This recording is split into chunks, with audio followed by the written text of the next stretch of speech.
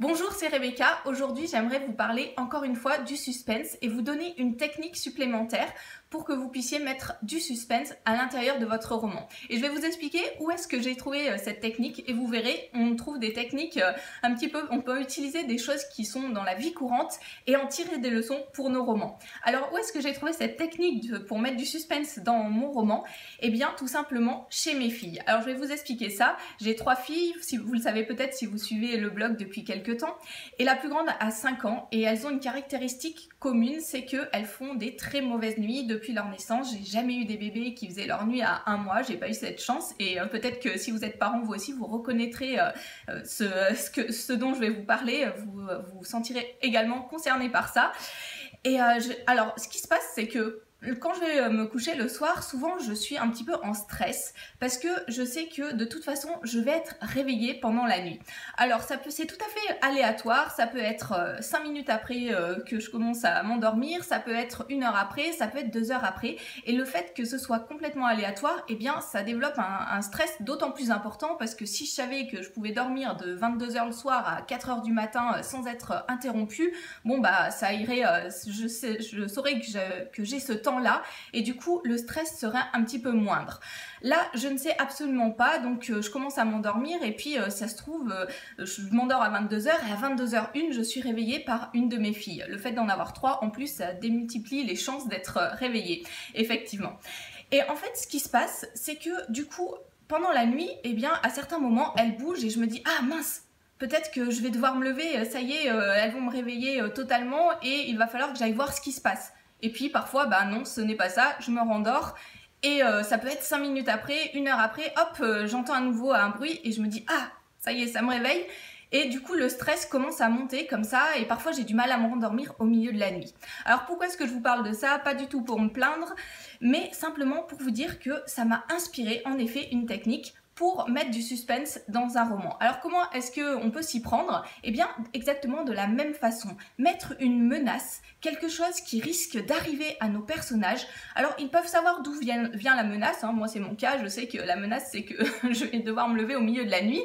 Alors c'est peut-être pas quelque chose de complètement catastrophique, contrairement à ce qui risque d'arriver à votre héros dans un roman. En tout cas il y a une menace, un danger qui plane au-dessus de vos personnages et il y a des petits éléments comme ça qui rappellent à votre personnage tout au long du roman que ce danger est bien présent, qu'il risque de lui arriver quelque chose. Alors bien entendu, il faut mettre un enjeu important pour qu'il y ait un véritable suspense. S'il n'y a pas un enjeu important, bon bah voilà, on en reste à des petites choses comme celles que je vous raconte. Moi, de devoir me faire réveiller par mes filles, c'est pas un suspense suffisant pour mettre pour votre roman, mais en tout cas ça vous donne une idée de la technique que vous pouvez utiliser. Une menace, quelque chose qui risque d'arriver à votre personnage, dont il connaît l'origine ou pas, et qui va amener du stress au fur et à mesure. Et si votre personnage est sous tension, et le lecteur également sera sous tension parce qu'il se dira est-ce qu'il y a quelque chose qui va arriver à tel moment ou pas, il ne sait pas forcément vraiment à quel moment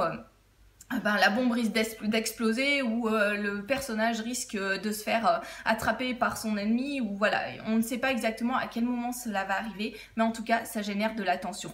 C'est d'ailleurs une raison, cette tension là, une des raisons pour laquelle quand j'étais beaucoup plus jeune, quand j'avais 10-15 ans, j'avais vraiment du mal à lire les romans policiers parce que en fait je trouvais qu'il y avait trop de tension, j'avais peur en fait de ce qui risquait d'arriver à la page d'après, donc c'était trop pour moi et du coup je ne lisais pas de romans policiers. Voilà, si vous voulez mettre du suspense à l'intérieur de votre roman, une technique supplémentaire, placer une menace, c'est parfois bien plus convaincant, parfois ça génère bien plus de suspense que de mettre par exemple une course-poursuite où on visualise bien quelle est la personne qui est en train de courser le héros et quel risque il court. Une menace dans votre roman, ça peut être un bon élément pour mettre davantage de suspense. Et ça rejoint les autres techniques que je vous ai données tout au long de cette semaine, puisque le thème de la semaine c'était le suspense. Je sors une formation aujourd'hui sur le suspense, comment amplifier la tension dramatique à l'intérieur de votre roman avec 3 niveaux de suspense. Vous pouvez télécharger la formation dès aujourd'hui en cliquant sur le lien qui se trouve dans la description. Et elle est encore à prix réduit, donc profitez-en, le prix augmente tous les jours. allez-y maintenant pour voir à quel prix se trouve la formation. Alors dans cette formation, on va parler de 3 niveaux de suspense. Dans le premier module, on va parler d'un suspense global, de comment est-ce que vous pouvez construire ce suspense global pour arriver à toucher votre lecteur, à mettre votre lecteur sous tension dès le début de votre roman et à bien construire cette ligne directrice de votre roman, à ne pas la perdre de vue et également pas simplement faire une ligne directrice qui soit complètement plate à l'intérieur de votre roman, mais arriver à mettre des pics de suspense pour que la tension augmente au fur et à mesure jusqu'à aboutir au moment du climax qui est le moment le plus important, le plus fort en émotion pour le lecteur. Ça sera dans le premier module. Dans le deuxième module, on va réfléchir à 3 moyens de mettre de la tension, du suspense à l'intérieur du roman parce qu'il ne suffit pas simplement d'avoir une menace générale ou une idée générale qui mène votre roman, il faut également arriver à captiver le lecteur tout au long des chapitres, tout au long des pages pour qu'il ait envie de voir la suite et d'arriver jusqu'à la fin, jusqu'à la résolution du problème de votre héros. On en a un petit peu parlé dans d'autres vidéos et je vais vous donner encore 3 moyens supplémentaires pour arriver à faire cela.